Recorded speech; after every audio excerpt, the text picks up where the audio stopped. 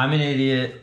I recorded the entire intro on time lapse, and now there's a whole intro where I open this and it's all running around and stuff. So in a normal speed, what's up, trekkers? We're back. We're having to take a step back. We're going to be covering different topics over the next few videos. These topics are actually going to be covering plate carrier setups.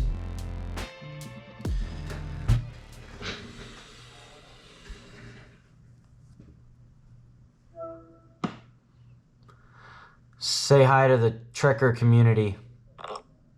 This video today, we're going to be talking about the bare minimum that someone might want to have when building a kit. The plate carrier, having mags, having plates, and tourniquets, right?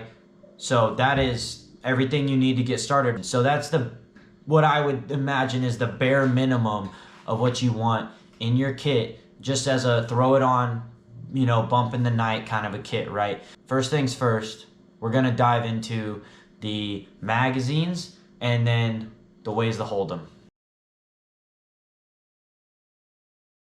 All right, guys, so here I have my issued kit. I have completely deconstructed it and then rebuilt it for the purpose of this single video.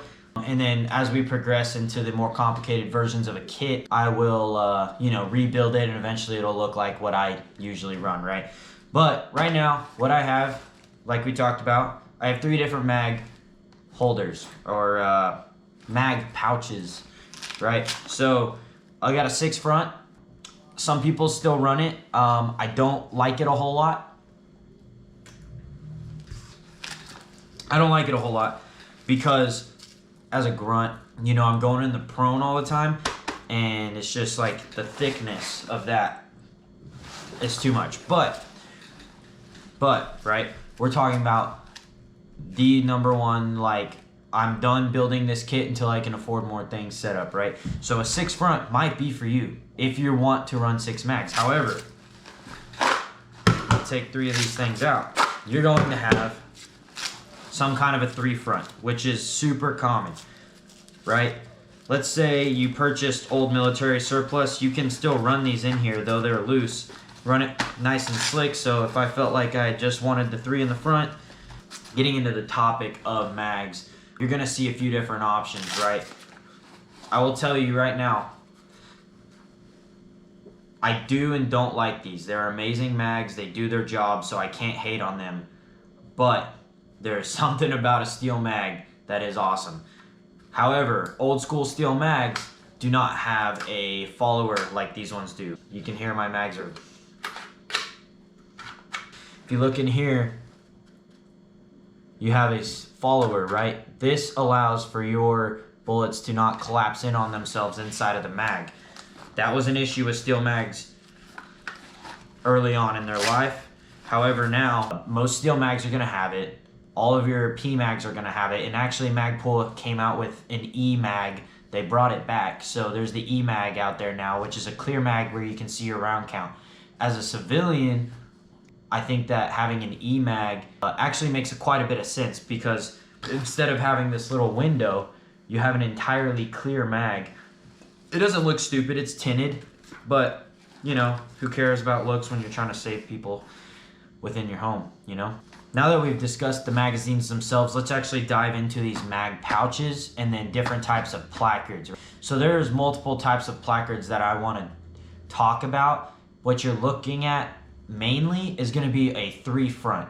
And a placard, all it is, and I'll probably put up an overlay of a few of the ones I'm going to talk about here. A placard is a single setup where it holds a certain amount of mags, maybe an admin pouch, maybe a radio pouch. The idea is that it velcros and buckles to your kit. So in this scenario, I actually still have my buckles on. So if you were to run one, these buckles go to my placard, which is a 4 front, but it is for a later video, so we're holding back on that one. I have my female ends up here, male ends on the side, because that's what goes into my kit. And then basically there's a Velcro behind these pouches that I set up, and then I Velcro it on, buckle it up, and then when I put my kit on, I buckle it up completely. I'm ready to run it like that, right? That is how these placards work. you're looking at 3 fronts. The nice part about these 3 fronts is that you're gonna have a cleaner workspace. In the situation that we're talking about, you are just some Hawaiian t-shirt wearing who has probably been out of the Marine Corps, been out of the military for however many years. You're getting fat, but you want to protect your family and you like guns, but you're poor, whatever. Maybe you're rich, who cares? Point is that you want to protect your family. You don't need all the crazy stuff that you ran in the military, or that your homies that you know are in the military that they're running. Do you want it? Sure. But do you want a kit now, or do you want a bunch of random pieces of a kit and then able to protect yourself with the armor and reload off of that kit later, right? So that's the concept. 3 front is going to give you a clean workspace that you can work from. Okay, essentially it will kind of look like this. Most of them have the tension where you can see the mags, so it'll be something like this. I would suggest, however, you pick one that gives you the depth of reach, that, or attach some kind of a mag pull device where you're able to hook your finger in there and pull it out if it's stuck a little bit deeper, like let's say something like that, right?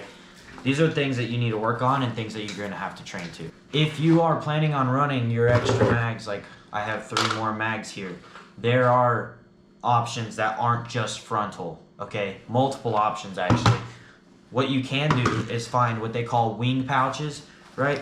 Where they essentially go into your Velcro in here and they hang off the edge, so that when you put that cummerbund on, so I have a tourniquet in the way, but right here, you would have access to another. Right here, I actually do have access on this weak side, so know that too, you're gonna wanna be able to put it on the weak side. If you are thinking you're gonna want more mags than 3, then that's probably an option. Another thing you can do is just buy a freaking single mag holder, double mag holder, and put that on these cummerbunds, as they're called, right? You can put them on either side. I don't really suggest your strong side. If you're right-handed, don't do it on the right side, do it on the left side. Some cummerbunds are actually made, these ones are skeleton, as you can see, there's just 3 lines. Some of them are just complete elastic and have pockets for mags where you just kind of like reach into it and pull it out. So that's also an option, maybe look for that. We're gonna take a second to talk about different types of fronts, and then I'm gonna do my best to overlay. So the first thing that one I could suggest for you is the Spiritus 556 by 0.45. That is one of their very basic setups, and they also have one that's called the Micro Fight Mark 5. These are both super cheap setups. Probably within the ballpark of $75 or lower, just to get like everything sent to you and bought. So those are really good ones. I like Spiritus. They talk a lot about tactics and things that I'm using at work, so I really appreciate those guys up there at Spiritus, and they make good products. Faro Concepts. Faro Concepts also makes a placard like we were discussing a second ago with a 3 front. It's called the Tier Front Flap, so that's sitting about $60 online right now. It is well, I was gonna say amazing, but I don't really know anything about Faro Concepts. However, all of these companies I'm mentioning are American made and good companies to buy from. I've never heard anything bad about Faro Concepts or Spiritus Systems. And then finally, but not the last of the many people that make this stuff, is Shaw Concepts. They make a placard called the Arc Placard V3. That one's sitting at about $55. So a lot of this stuff is actually sitting at a pretty decent price to get you started. So I really suggest looking into American made companies, because these companies are phenomenal at keeping products in America, buying American made, and then keeping our boys safe. With that, we've covered the placards, we've covered the magazine types that there are. Now we're gonna get into the tourniquets that you need to carry at a minimum, even if it is just home defense.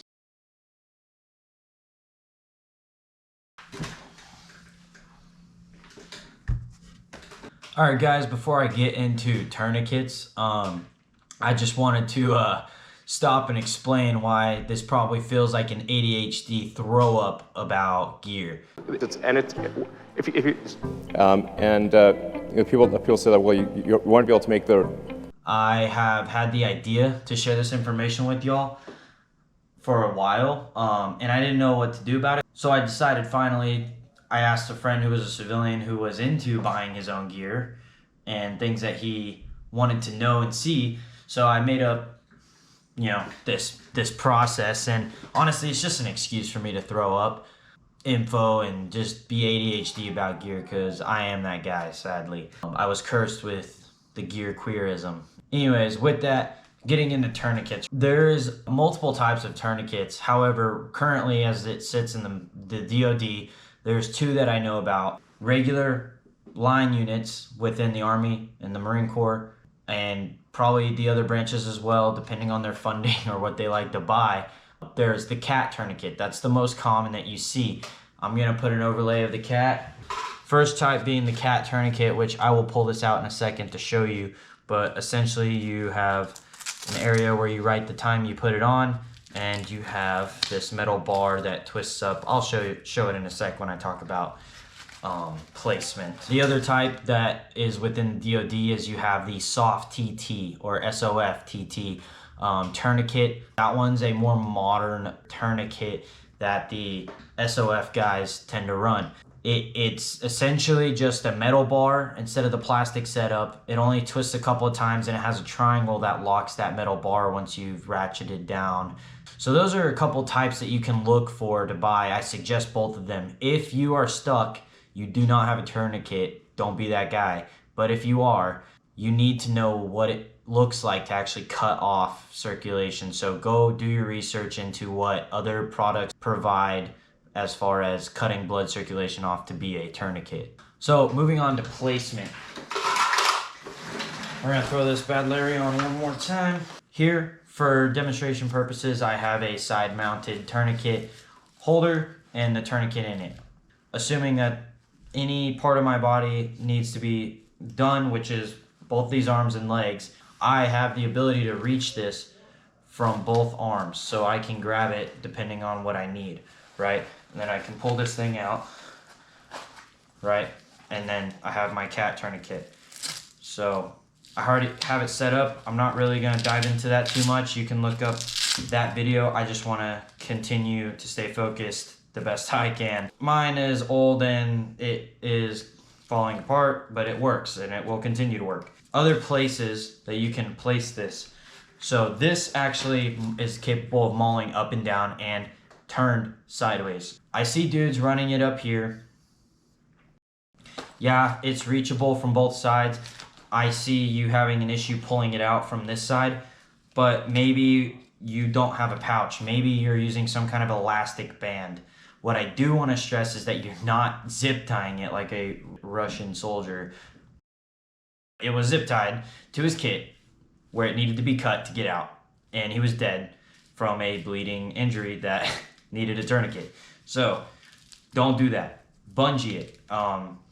If you continue to follow this series, you will see in a later video where I show you that this is actually normally bungeed here, which is another option. Throwing it right here. This is easily accessible from both sides. If you bungee it, you can rip that off. If you have two bungees, rip off one, rip off the other side. Now you have your tourniquet accessible, right? The other side, that's also good to go. Anything like that, that works. I don't suggest putting this anywhere you cannot reach it. And finally, do not put your tourniquet in your nightstand or something like that. Have multiple, right? Those can go in your nightstand, but the one that is on your person needs to be somewhere on your kit in this scenario where you're defending your home. I keep a tourniquet on my kit and in my pocket. If you are defending your house and you plan on throwing your kit on and grabbing the rifle, you need to keep this on your kit. If you think that it's gonna find its way into your pocket, you're mistaken. And then other people aren't gonna know where you keep your tourniquets. So find a place that's reachable and does not interfere with anything else. With that, on tourniquets, we're now gonna move into different types of plates that you might wanna buy and the ratings. I have here an example of a ceramic plate. This is not steel, this is ceramic, and it is what you would call level 4. The NIJ is who tests plates. Now, the NIJ has multiple ratings, and if you need a figure out which kind that you actually want to run in your kit. You're going to have the 3A, level 3, level 3 plus, and then level 4. My suggestion being that this is a video about the home kit, the one that defends your house. This is not some Boogaloo style kit, some operating kit, right?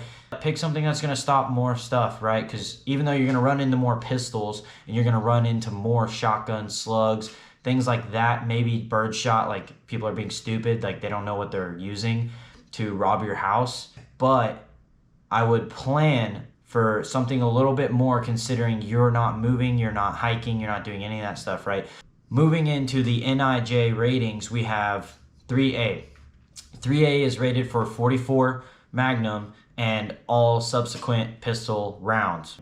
You're going to have level 3, right?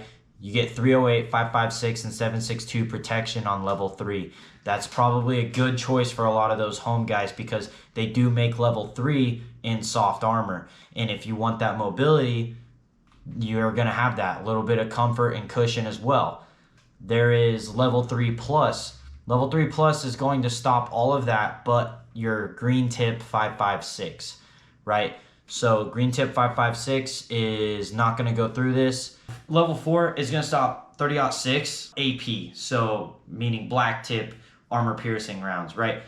And then obviously everything below it. So level 4, like this plate here, right, is probably a good option. I don't know if I can show this. I don't know what sides of this I can show, but anyways, level 4 is probably a super dope option because this is easy, right?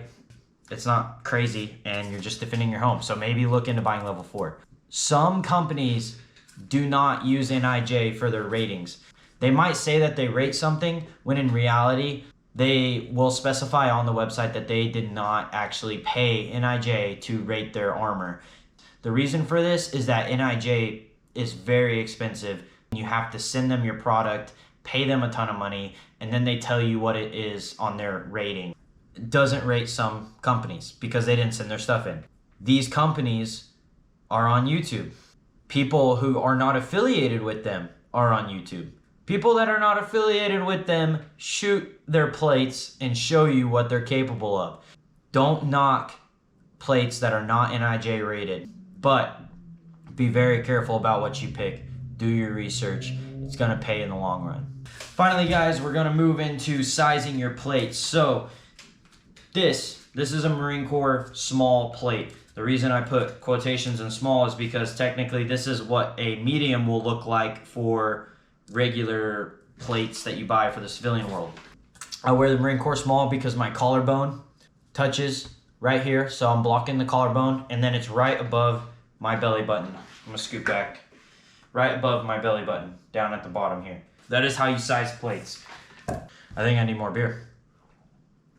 Anything more than that, and it's going to get in the way. It's gonna bother you. It's gonna, like, when you bend, bother you. It's gonna get up in your stuff. Super annoying. Anything smaller than that, and there's no point in wearing plates. You're gonna get shot in the areas where you can freaking die.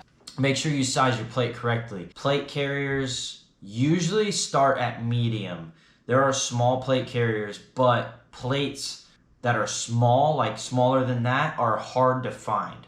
I'm 5'7" and 155 pounds. You can't, and I wear the small in the Marine Corps, but I wear a medium in the stuff that you're gonna be looking at. I highly suggest that you look into the measurements and then just measure yourself, right?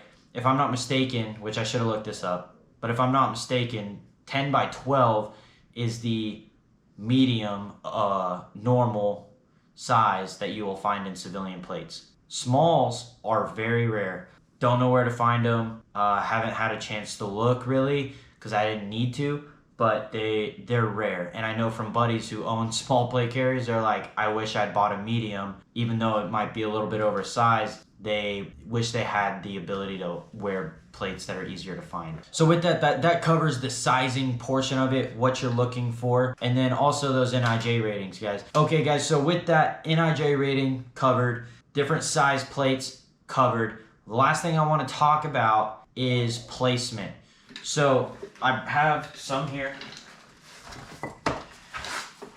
side sappies or side plates. So you have these side plates. The whole idea is that in your cummerbund on the side is they go right there. Real quick here, I just have an example of what this might look like inside of its pouch. This would go inside my kit like that. As you can see, it is cumbersome and it's more weight. A lot of militaries still run this, but it is not an every mission style plate. However, home defense, I highly suggest you have side sappies. You don't know what you're getting into when you're dealing with somebody in your home. Now you know your home the best, so you know where to put your front, but I highly suggest that you have some kind of side protection in case somebody with some kind of illegal automatic weapon or whatever is spraying at you and you need to block that side better so that you don't die. So the side sappies, that's covered. Now we can move on to the different plate carriers that you might want to look into.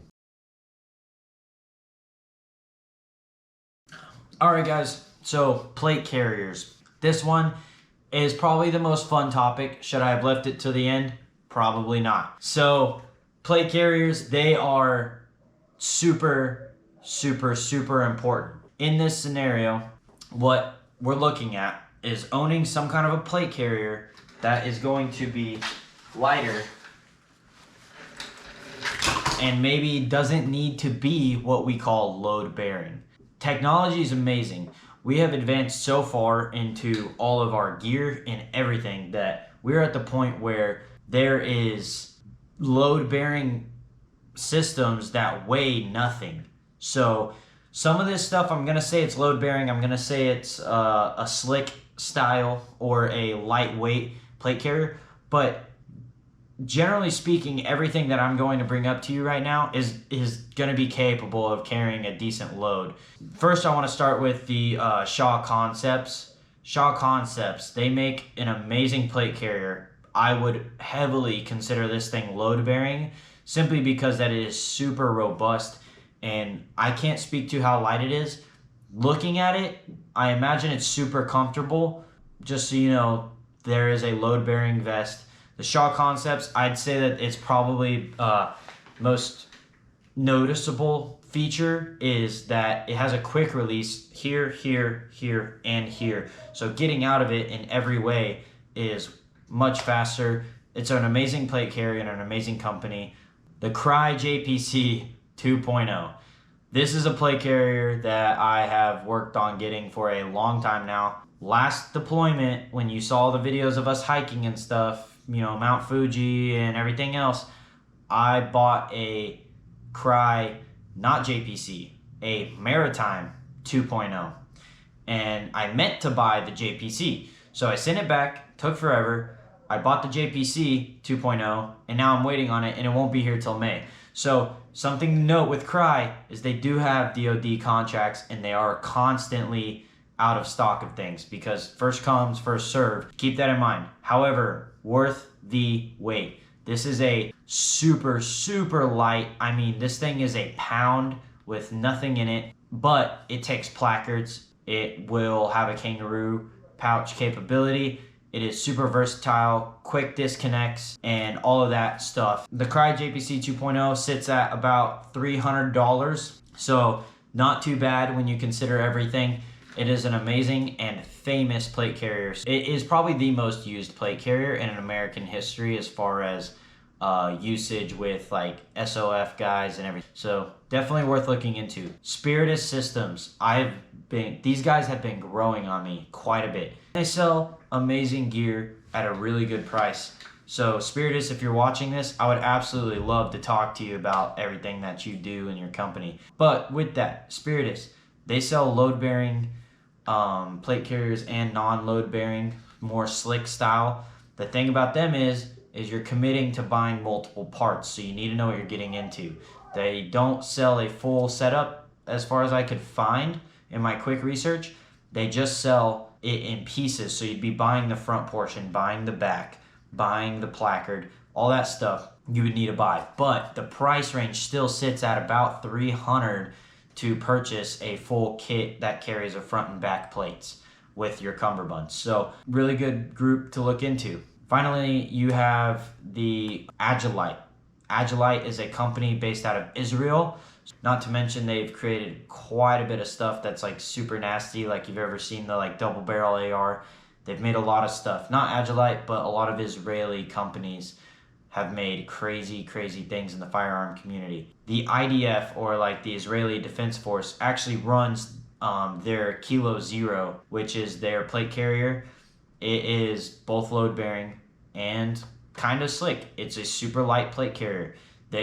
Like I said, technology is crazy. We're at a point where things can carry weight, and if I don't understand what load bearing means, then please correct me in the comments. I could be mistaken. Maybe I'm just a stupid 0311, but that is another plate carrier that I would consider. So with everything covered, guys, now we understand the minimum of what your home defense plate carrier probably looks like. We got mags, we covered the placard, we have a tourniquet. No, I'm just kidding. We have a tourniquet, and we have the plate carrier, and then we have the plates. So now we're at a point where, guess what? I can take this thing, I'm gonna set it up to be ready. I'm gonna leave it in the corner, and then I hear a bump in the night, and I throw this thing on, and I'm ready to go. I have time and I have space to purchase more items as I make more money, but I am now ready with a bare minimum. So guys, please go out there, use this kit setup, go purchase the things that you need to buy, save up for them, wait, do what you gotta do. Finally, guys, I'd like to leave you with this. In Matthew, Jesus says, "Therefore stay awake, for you do not know what day the Lord is coming. But know this, that the master of the house, if he had known in what part of the night the thief was coming, he would have stayed awake and would not have let his house be broken into. Therefore you must also be ready, for the Son of Man is coming at an hour you do not expect." So, seems a little bit off topic, guys, but the point being, the man who knows his house is getting broken into is going to stay up all night. You don't know when that's coming. You need to stay ready, both with your gear and with yourself. So guys, I appreciate y'all listening in to the channel, watching this video. I hope this helped. You guys have a good one, and I'll see you in the next video. Out.